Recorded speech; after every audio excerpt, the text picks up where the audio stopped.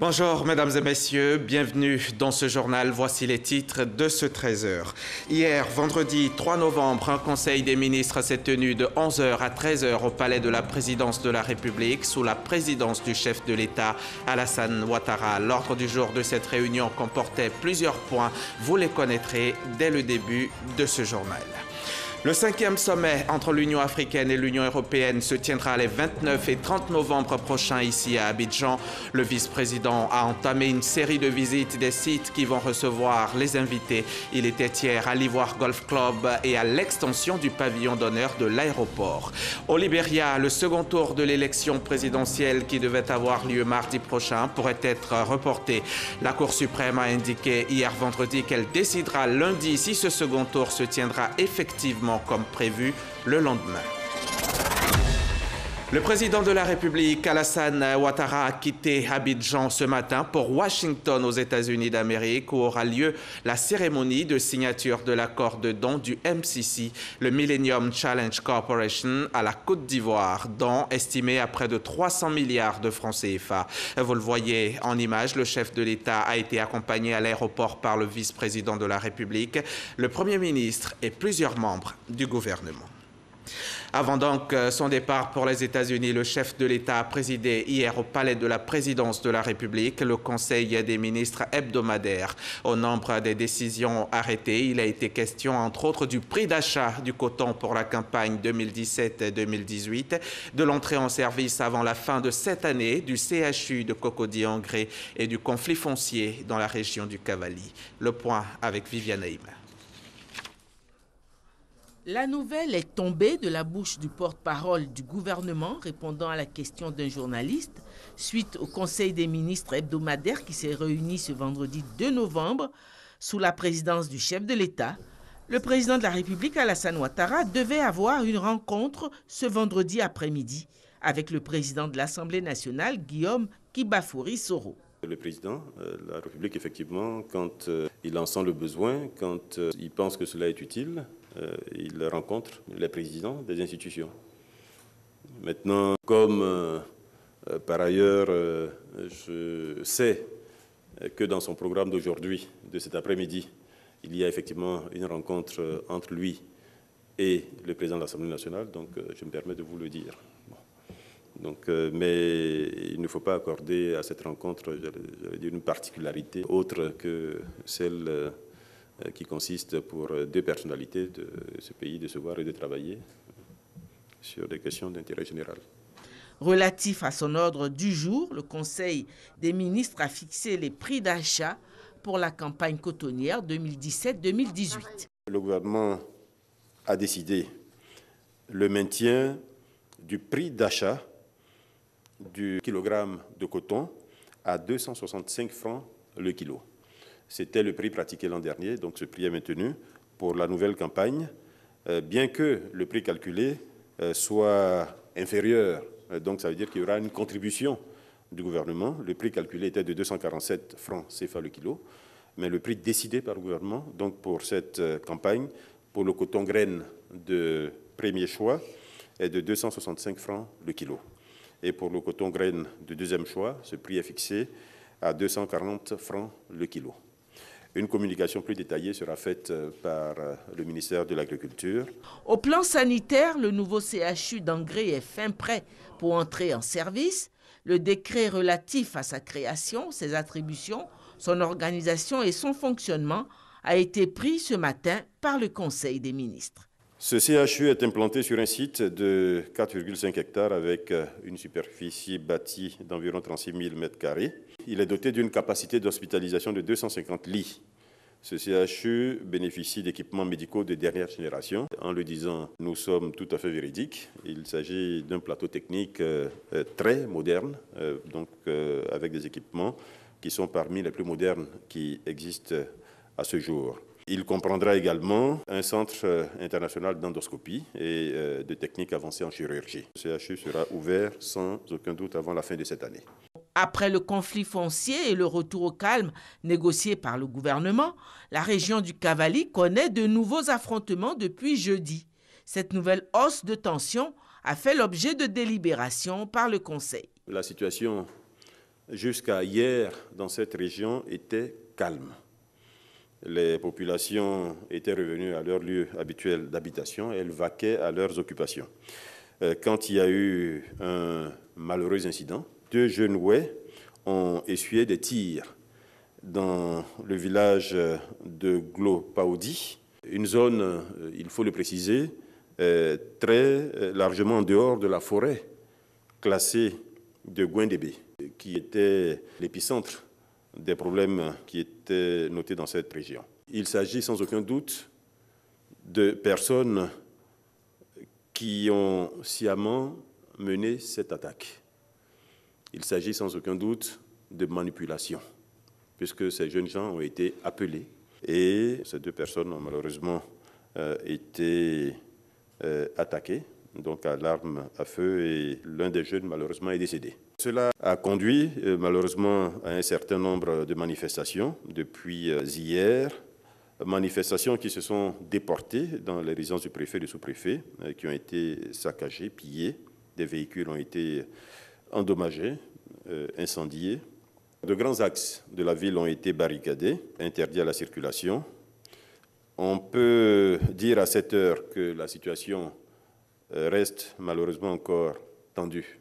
Le gouvernement donc a pris en urgence un certain nombre de mesures, dont l'envoi immédiat d'une mission gouvernementale donc dans la région.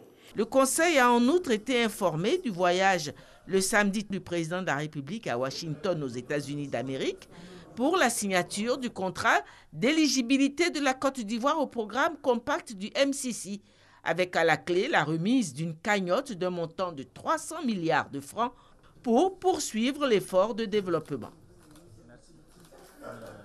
Après ce conseil des ministres, Daniel Kablan-Duncan, le vice-président de la République, a été visiter 2 sites. Ce sont l'Ivoire Golf Club d'Abidjan et l'extension du pavillon d'honneur de l'aéroport Félix Houphouët-Boigny de Port-Bouët. Le premier est en réhabilitation et le second en construction. Ces travaux ont lieu dans le cadre du 5e sommet Union africaine-Union européenne prévu ici à Abidjan. Herman Guivet. Une visite du vice-président de la République Daniel Kablan-Duncan qui démarre par le hall de l'Ivoire Golf Club.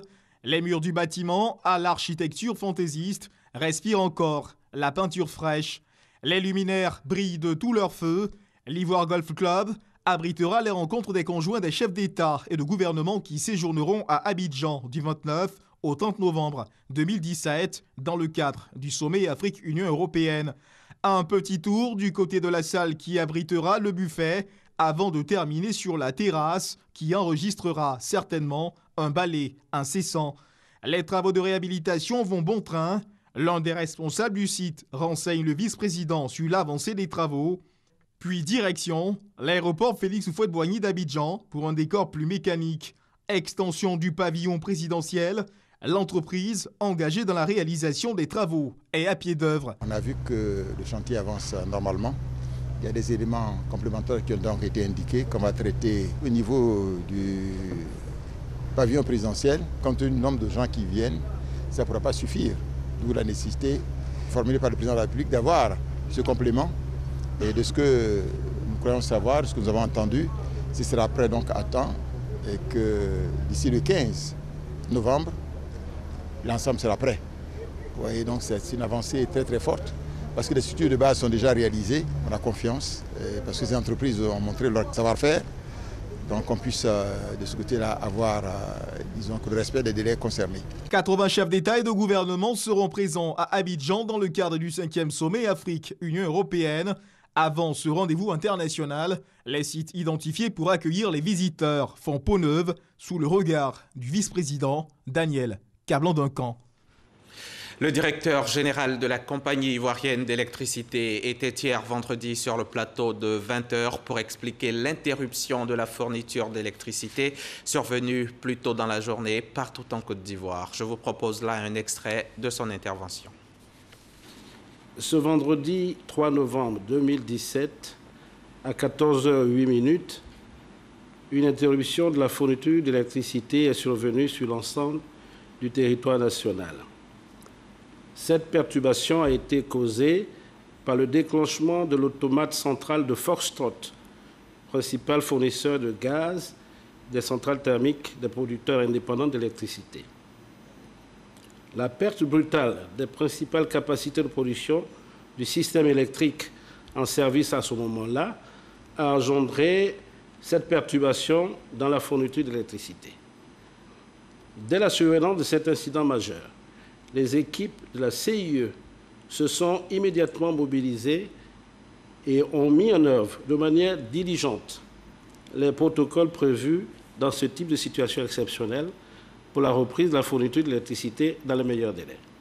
À cette heure, la situation est redevenue normale sur l'ensemble du territoire national. La CIE, en liaison avec les autorités de tutelle, procédera à un examen approfondi de l'incident avec l'opérateur gazier afin de déterminer ensemble les mesures de renforcement de la sécurité de la fourniture en gaz afin de garantir la continuité du service public d'électricité. Le FSDP poursuit sa mission de soutien et de développement de la presse en Côte d'Ivoire. Le fonds vient d'octroyer une subvention de plus d'1 milliard de francs CFA aux journaux privés et organisations professionnelles du secteur des médias, de quoi leur faciliter les impressions sur une période de 6 mois et les aider dans la réalisation de leurs activités. La remise des chèques a eu lieu hier vendredi à la Maison de la Presse au Plateau. Le compte-rendu d'Issaïo. Bonne nouvelle pour les journaux privés et organisations professionnelles du secteur des médias. L'État, par le biais du Fonds de soutien et de développement de la presse, FSDP, vient de débloquer 1,245 milliard de francs CFA comme subvention pour l'impression des journaux sur une période de 6 mois. Ce fonds permet également aux organisations professionnelles de mener à bien leurs activités. On ne peut que saluer ce geste de l'État de Côte d'Ivoire à travers le fonds, donc exprimer notre satisfaction pour la pérennité de cette aide qui commence à s'institutionnaliser. C'est important d'aider la presse privée, mais il faut que tout l'écosystème soit servi par la presse. Tout ce que nous demandons, c'est vraiment que cette manne soit revue à la hausse, parce qu'on a un océan de problèmes. Pour nous, cet appui-là doit aller crescendo. Le représentant du ministre de la Communication, de l'économie numérique et de la Poste reconnaît que le secteur économique des médias reste fragile. Toutefois, il rassure les professionnels du secteur des médias sur le soutien de l'État. Il faut que nous réussissions à concentrer les aides sur des problématiques importantes, structurantes, qui participent au développement durable de la presse. C'est de cette façon-là que nous laisserons des traces. L'on dira, voilà ce qui a été fait à un moment donné pour la presse. Au total, ce sont 22 organes de presse et 11 organisations professionnelles qui bénéficient cette année de la subvention du FSDP. Reportage signé Issa Chonayo. La CEDEAO entend mettre en place un plan de gestion intégrée des produits chimiques et dangereux. Une rencontre ministérielle des pays membres de la communauté a été récemment en réunion à Abidjan et des recommandations en ont découlé. Le témoignage de Grace Kando. La mauvaise utilisation des produits chimiques et des déchets dangereux constitue une menace pour la santé des populations et pour l'environnement. Les pays membres de la CEDEAO sont confrontés à ce problème. Pour une gestion saine et durable de ces produits, une rencontre interministérielle sur l'adoption des stratégies sous-régionales se tient. La Côte d'Ivoire, dont la politique de gestion rationnelle des produits chimiques demeure l'une des priorités du gouvernement, soutient tout naturellement toutes les initiatives internationales et régionales et même des actions de recherche de solutions durables pour la gestion rationnelle de ces produits. Toutes les activités de production, de transformation, de consommation, d'échange et d'élimination dans la région se doivent d'être conduites à tous les niveaux et à toutes les étapes en étant contrôlées et maîtrisées dans un environnement sain depuis les flux de matières premières jusqu'aux déchets et aux processus finaux. Des axes stratégiques de gestion des produits chimiques et des déchets seront définis en vue de réduire les capacités de pollution. Et les PCB entendés polychlorobiphénil sont également concernés par l'opération. Une campagne d'enlèvement de ces produits chimiques cancérigènes avant 2028 vient d'être lancée par le ministère de la Salubrité, de l'Environnement et du Développement durable. 248 tonnes de ces PCB seront acheminées vers une structure spécialisée en France en vue de leur destruction. On reste avec Grace Kando. Tarmac du port autonome d'Abidjan. Dans ce conteneur, 248 tonnes de polychlorobiphénil ou PCB prêts à embarquer pour la France en vue de leur destruction. Des produits cancérigènes qu'on retrouve notamment dans les équipements électriques et les transformateurs d'électricité. Cette matière dangereuse pour la population et l'environnement sera traitée et éliminée selon Envipur, une structure chargée de la gestion et la maîtrise des déchets. Une fois que les conteneurs sont arrivés, nous avons une séparation pour le traitement des huiles avec des caractéristiques qui permettent de pouvoir avoir des températures très élevées, mais aussi surtout le traitement des fumées. Ensuite, on a les carcasses qui sont introduites dans ce qu'on appelle une étuve avec donc des variations de température et l'injonction d'un produit chimique. On a une séparation des polychlorobiphénil. En 1990, les transformateurs qui étaient fabriqués étaient pour la plupart au PCB. À partir de 1990, il n'y a plus en réalité de contamination au PCB. Tout ce qui existe a été inventorié et progressivement, on va les déstocker pour que l'élimination se fasse. Cette opération va coûter 700 000 $, soit 350 millions de francs CFA.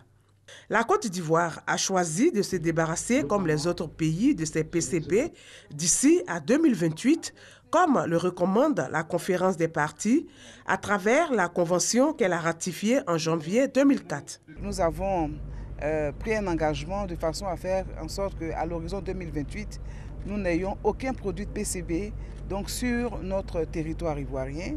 Et avec l'Afrique également, nous sommes mobilisés pour faire en sorte que ces produits-là soient boutés hors de nos continents. Ces 248 tonnes marquent le début du processus d'enlèvement des PCB en Côte d'Ivoire. Ouvrons à présent la page santé de ce journal. Commençons par le 5e rassemblement annuel du mouvement SUN qui se tiendra mardi prochain ici à Abidjan. Il s'agit d'un mouvement mondial qui milite en faveur de la nutrition pour la réalisation des OMD, les objectifs du millénaire pour le développement. La place de la Côte d'Ivoire, parmi les meilleurs de la classe en matière de progrès réalisés dans le secteur, a milité pour ce choix. Une fierté pour la ministre Raymond Goudou Kofi. Elle s'exprime au micro de Jean-Louis Gbangbo. 815 millions de personnes souffrent encore de la faim dans le monde. 155 millions d'enfants présentent un retard de croissance. Plus de 50 millions d'enfants souffrent de dénutrition. Les chiffres du dernier rapport des Nations Unies sur la sécurité alimentaire et la nutrition sont alarmants. La Côte d'Ivoire n'échappe pas à ce fléau. Le pays doit relever le double défi de la malnutrition et trouver la solution à la sous-nutrition.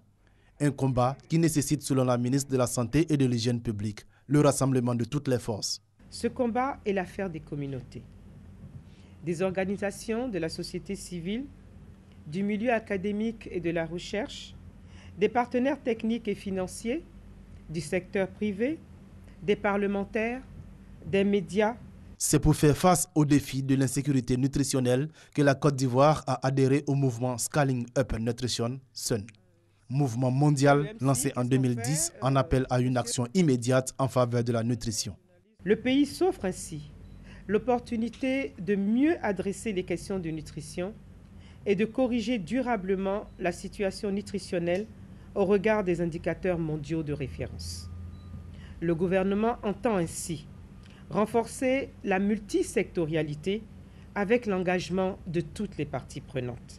Résultat de cette adhésion au mouvement SUN, une amélioration de certains indicateurs importants entre 2012 et 2016. Le taux de mortalité des enfants de moins de 5 ans a enregistré une baisse de 125 pour 1000 à 96 pour 1000, avec un taux d'allaitement maternel exclusif qui est passé de 12% à 23% et un taux de retard de croissance réduit de 30% à 22%. Pour cette 5e édition du rassemblement annuel du mouvement SUN, la Côte d'Ivoire s'attend à recevoir 900 participants issus de 80 pays. Le centre de santé urbain de Ndoussi se porte mal et le conseil régional de l'Agné-Bitsiassa en a conscience. Il a décidé d'être à son chevet, d'où ce don pour contribuer à l'amélioration du système de soins. Le conseil vient donc d'offrir des lits d'hospitalisation et réhabiliter le bâtiment, une action qui a coûté 26 millions de francs CFA. Les précisions de Franck Quadio. Centre de santé urbain de Ndoussi dans le département de Tiassali. Les conditions de travail et le plateau technique sont en souffrance. Une intervention citoyenne alors pour aider à la modernisation de l'outil public, un bâtiment réhabilité et plusieurs lits d'hospitalisation pour améliorer l'offre de soins. Un don du conseil régional de l'Agné-Bitsiassa, 26 millions de francs CFA mobilisés pour cette action. Coupure de ruban et visites effectuées par les donateurs, les autorités administratives, coutumières et les responsables sanitaires. Pour le vice-président du conseil régional de l'Agné-Bitsiassa, l'action est significative. Ce projet que nous venons de réaliser pour le bonheur des populations de Ndoussi, disons, va à l'endroit de nos objectifs. Nous sommes heureux que ces populations soient en joie. Un geste d'ailleurs salué par le sous-préfet de Ndoussi, puis par les bénéficiaires. Dans une zone de pluie et tous mes dossiers sont mouillés à tout moment. Le conseil régional a entendu notre cri de cœur, est venu à notre secours. Un nouveau bâtiment pour l'hôpital de Ndoussi et un appel à la mobilisation des forces vives pour la clôture de l'édifice sanitaire, histoire de garantir encore plus la sécurité des malades et du personnel. L'ONG FEDEM, Femmes de Demain, a offert récemment des kits scolaires à 200 enfants défavorisés. Coût du don, 3 millions de francs CFA. À travers cette action, l'ONG entend soutenir les parents pour la scolarisation de leurs enfants. Outre la remise de kits scolaires, une conférence a été dite également sur la scolarisation de la jeune fille avec pour thème « Filles de familles modestes et défis éducationnels ». Mamadou Kouassi. Des kits scolaires composés de cartables, de manuels et de tenues scolaires, le tout d'une valeur de 3 millions de francs CFA. C'est le don de l'ONG FEDEM, Femmes de Demain, à 200 enfants des familles défavorisées du district d'Abidjan pour l'année scolaire 2017-2018. Un don qui s'inscrit dans le cadre de l'école obligatoire initiée par l'État de Côte d'Ivoire. Selon les donateurs, il s'agit d'apporter un appui aux parents pour la scolarisation de leurs enfants. Outre la remise de kits scolaires, une conférence a été dite sur la scolarisation de la jeune fille. Filles de familles modestes et défis éducationnels, c'est le thème développé par Dr Massita Koulibaly Bomba, qui dans son intervention a relevé que la non-scolarisation de la jeune fille se situe à deux niveaux. Les aspects culturels dans le sens où, pendant longtemps, l'éducation de la jeune fille a été défavorisée par rapport à l'éducation des jeunes garçons. On se disait que l'éducation de la jeune fille, c'est de la préparer simplement au mariage. Le second aspect, c'est que les problèmes de la femme, de la mère, influence l'éducation de la jeune fille particulièrement. Pourquoi? Parce que la jeune fille est un peu le second, l'assistante de sa mère. Et donc elle a souvent besoin de sa fille pour la seconder. Si bien que plus la mère a des problèmes à la maison, plus cela a un impact négatif sur l'éducation de la jeune fille. La conférencière a par la suite démontré l'importance de la scolarisation de la jeune fille, qui selon elle constitue le socle du développement de nos États. Cette cérémonie de remise de kits scolaires est à sa 5e édition et la présente a été marquée par la célébration des 10 ans d'existence de l'ONG FEDEM, Femmes de Demain. Elle n'espère que la mort. Le village de Kwassililié à Divo, lui, vient d'obtenir son école. C'est un bâtiment de 3 classes avec logement, bureau de directeur et cantine pour les enfants. C'est un don du conseil régional du Lodjibois. Il y avait fête le jour de son inauguration. Eugène Atoubé y était pour RTI. Le bâtiment de 3 classes de l'école primaire du village de Kwassililié, l'un des 77 projets totalement achevés, sur les 171 adoptés par le conseil régional du Lodjibois depuis son fonctionnement. Une année scolaire qui commence bien pour cette localité de la sous-préfecture de Divo, d'autant que l'école est dotée d'un bureau pour le directeur et d'une cantine, ainsi que 200 tables bancs. La même quantité de tables bancs a été offerte à Dobroulilié, village voisin, dont l'école, le bureau du directeur et la cantine sont en phase d'achèvement. Nous avions en projet un certain nombre de réalisations ici. À l'école, Les 3 classes là derrière moi, 3 autres classes vont suivre. On va renforcer donc la capacité de l'école ici. Et le collège de proximité que nous allons construire entre Kwasi-Lilié et Douglou-Lilié. C'est une satisfaction que je voudrais exprimer. À ce jour, ce sont 63 projets qui sont en cours d'achèvement au compte du Conseil régional du Lot-Guibois. Un bilan globalement satisfaisant selon le président Zakba Komena Roland, qui regrette toutefois que 31 projets n'ont pas encore démarré. À ce sujet, le Conseil a été informé que 11 mises en demeure ont été adressées aux entreprises retardataires. En marge de la session du Conseil régional du Lot-Guibois, les conseillers ont eu droit à une visite guidée des locaux provisoires du centre de secours d'urgence du Lot-Guibois. Depuis son entrée en activité en janvier 2017, 230 interventions, dont 18 accidents de la circulation, ont été enregistrés. Yao Jean-Paul, le député de Kwasi-Kwasi-Kro, a échangé récemment au plateau avec les ressortissants de son département. Au centre des échanges, les réflexions sur le développement du département de Kwasi-Kwasi-Kro. Olivier Iriebi, Alexis Ouedraogo. Booster le développement du département de Kwasi-Kwasi-Kro, c'est la vision des ressortissants des sous-préfectures de Mékro et Kwasi-Kwasi-Kro. Ils se sont retrouvés autour de leurs députés pour réfléchir ensemble sur les axes de développement en faveur du département. Pour Yao Kofi Jean-Paul, les besoins en développement sont énormes dans le département. Notre département a besoin de créer des infrastructures, d'augmenter le nombre des classes pour pouvoir scolariser les enfants, de permettre à la population de se prendre en compte en créant des activités génératrices de revenus. Selon le jeune Kwadion Goran, il faut taire aujourd'hui plus que jamais les querelles personnelles et penser intérêt général. Le développement de Kwasi-Kwasi-Kro doit démarrer véritablement lorsque, en dehors des périodes électorales, tout le monde met bas la terre et va à l'union. Parce que le développement, une route construite, un château d'eau, l'électricité, ça n'a pas de parti politique. Un message bien perçu par les femmes du département. Auparavant, les femmes avaient du mal à sortir quand on les appelait, ou bien elles avaient du mal à s'exprimer. Pendant les réunions, elles se sentaient un peu frustrées puisque beaucoup ne sont pas allées à l'école. Mais depuis que nous avons créé l'association, quand on les appelle, elles sont toujours là. Et je crois qu'il y a eu un très grand changement. Kwasi-Kwasi-Kro a été érigé en 2012 département. Il compte à ce jour quelques 30 000 âmes. Fin de course pour 2 présumés criminels domiciliés à Abobo et réputés dangereux. Les 2 individus ont été interpellés par les agents de la police criminelle. Les précisions d'Astou Touré. La direction de la police criminelle vient de mettre la main sur 2 présumés gangsters. Abobolé, âgé de 18 ans, serait l'un des présumés meurtriers du sergent de police sauvagement assassiné à Yopougon-Sable au niveau du premier pont le 31 août dernier. Les investigations de la police criminelle ont permis de le localiser à Guibérois. Interpellé, il aurait reconnu les faits. On l'a agressé, c'est là qu'il a mis son âme, l'a tiré. Maintenant, quand il a tiré, c'est là qu'ils sont partis vers lui. Maintenant, au dernier marché pour le taper, c'est là qu'il a mis son âme, il est venu vers nous. Quand il est venu, il vient maintenant. C'est là qu'il a mis tout le petit, s'il est fait pour moi, moi, je suis parti. J'ai prié Dieu pour tous ceux qui sont dans les gars arrêtés, parce que ce n'est pas une bonne chose. Ces acolytes sont activement recherchés par la direction de la police criminelle. Lui, son surnom, c'est Siapopo.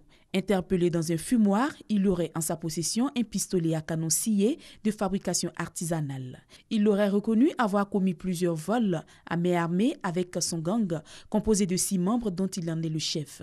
Boakeikwa, Aboboanador et Angré sont des lieux où il aurait opéré à l'arraché des attaques à domicile et des magasins. Au terme des enquêtes, ils seront tous les 2 conduits devant le parquet.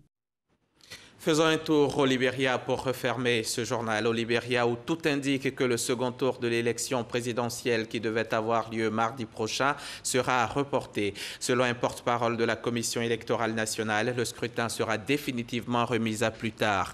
La Cour suprême décidera lundi si ce second tour se tiendra comme prévu le lendemain. C'est ce qu'elle a indiqué hier vendredi après avoir entendu les doléances d'un parti d'opposition et les membres de la NEC, la Commission électorale nationale.